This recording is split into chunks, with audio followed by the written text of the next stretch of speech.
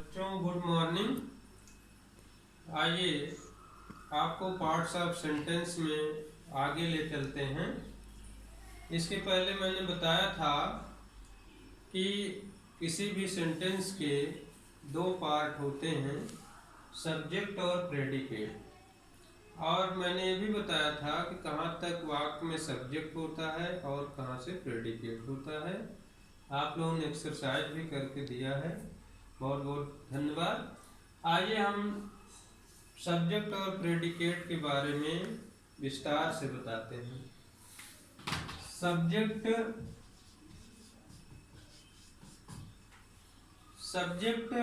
का जो पार्ट होता है सेंटेंस का, इसके अंतर्गत चार चीजें आती हैं। देखें इस तरह, सबसे पहले डिटरमिनर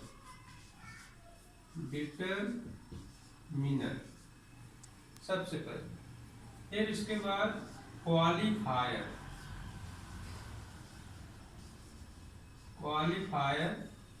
इसे एडजेक्टिव भी कहा जाएगा, एडजेक्टिव, क्वालिफायर या एडजेक्टिव। इसके बाद फिर आता है मेन वर्ड, उसे कहेंगे, वो नाउन या प्रोनाउन होता है। मेन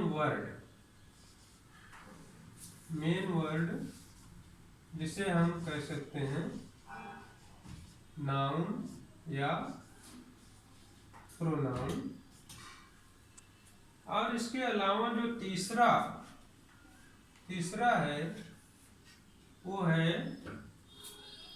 हम इधर से एक लाइन लाते हैं, ये तीसरा है एडजेक्टिवल फ्रेज।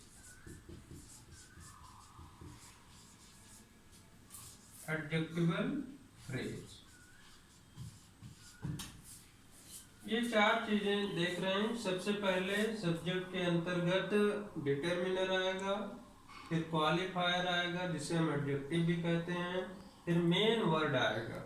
मेन वर्ड इसे हम सब्जेक्ट भी कहा करते हैं, क्योंकि सब्जेक्ट वाले पार्ट का ये मुख्य अंग होता है और नाउन या प्रोनाउन के रूप में आता है। और इसके बाद वर्ब से पहले कभी कभी ये एडजेक्टिवल फ्रेज लगे रहते हैं जो सब्जेक्ट को मॉडिफाई करते हैं, इस नाउन या प्रोनाउन को ही मॉडिफाई करते हैं, इसीलिए इनको एडजेक्टिवल फ्रेज कहा जाता है। बच्चों आइए अब हम एक उदाहरण आपको देंगे और उस उदाहरण के माध्यम से आप ये उदाहरण के लिए सेंटेंस देखें। एग्जाम्पल है, a boy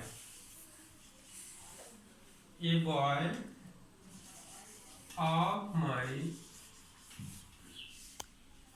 village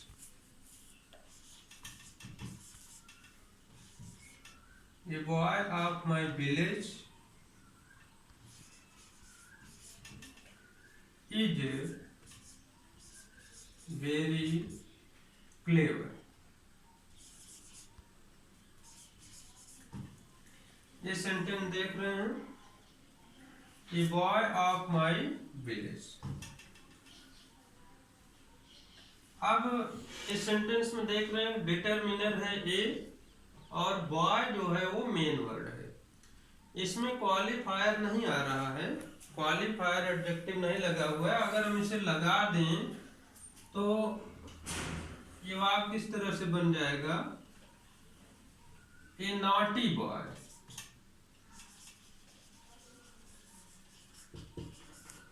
naughty boy of my village is very clever.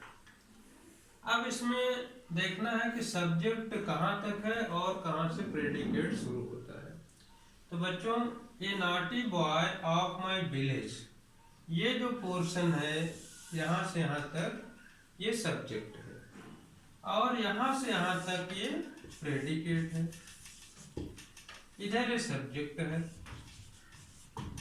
अब इस सब्जेक्ट वाले पार्ट में आपको देखना है कि इसके जो अंग अभी मैंने बताया था वो कहाँ कहाँ पर हैं। देखिए,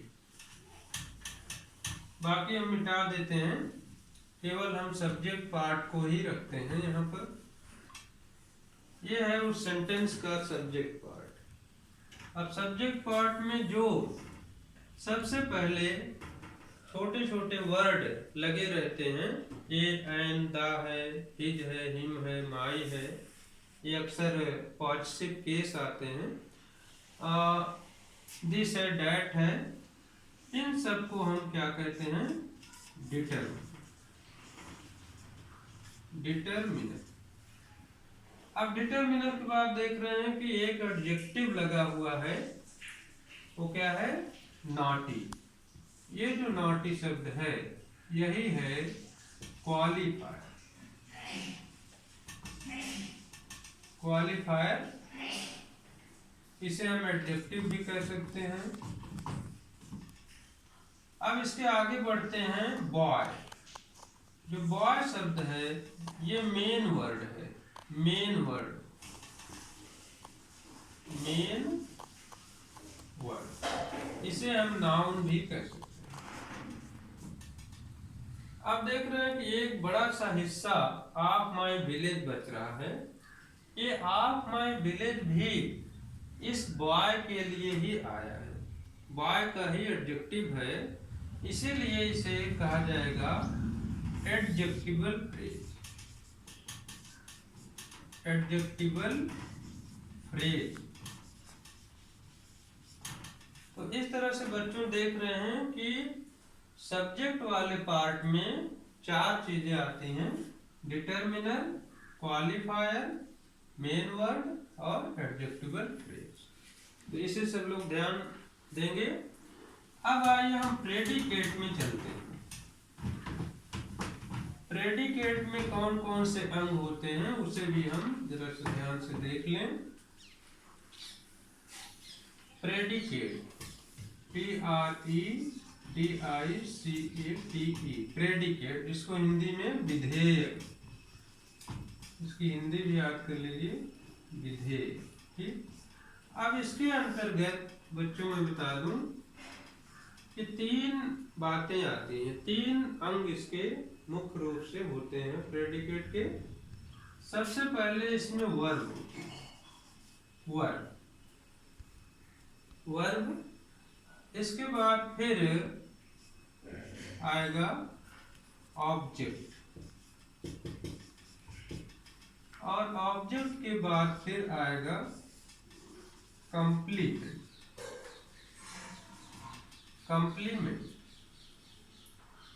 complement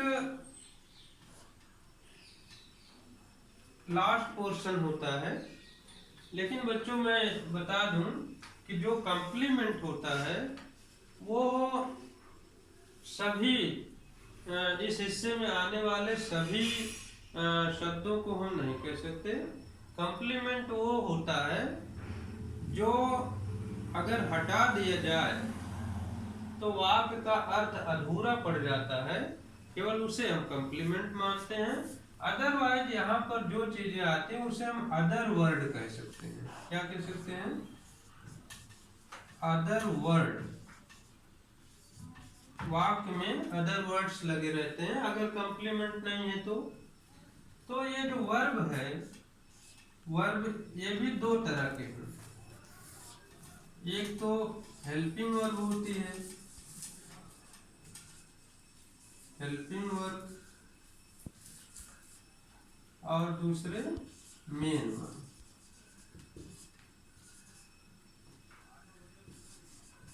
helping verb, main verb.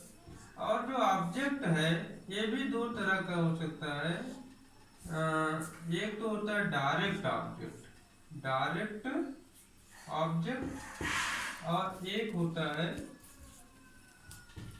Indirect object.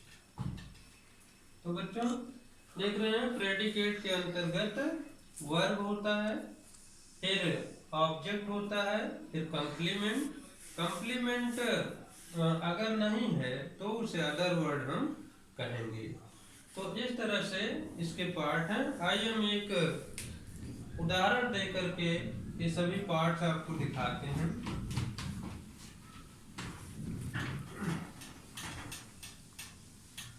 उदाहरण के लिए हम ले सकते हैं,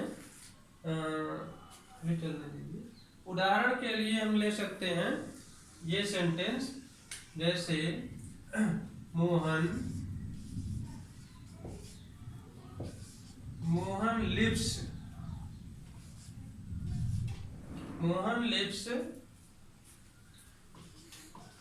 इन दिस विलेज।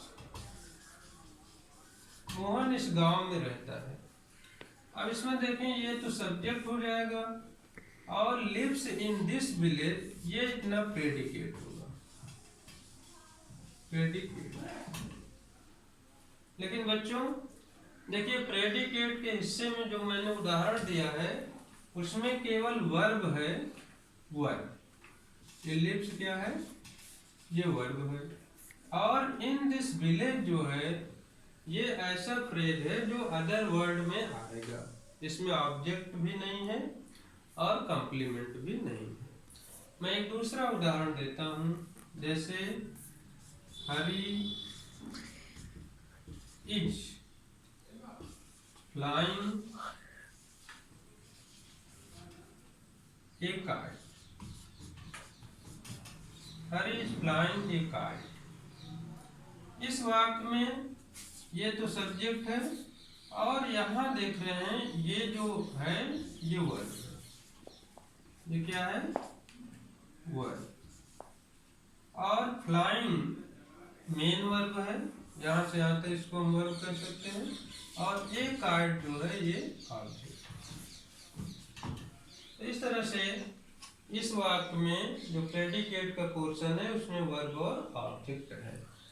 अगर इसे और हम बड़ा वाक्य कर दें, उसमें अदर वर्ड्स या कंप्लीमेंट। देखिए, कंप्लीमेंट को जरा सा हम क्लियर कर दें।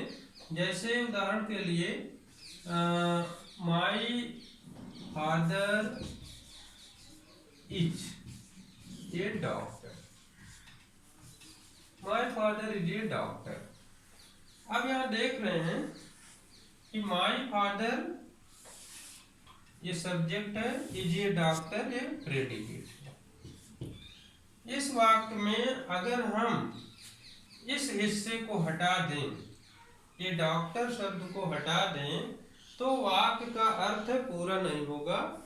तब हो जाएगा माय फादर इज, मेरे पिताजी हैं। अब प्रश्न उठेगा क्या है, तो ये डॉक्टर शब्द जो है वो कंप्लीमेंट है, क्योंकि इस वाक्य का अर्थ पूरा करने के लिए वो आवश्यक है।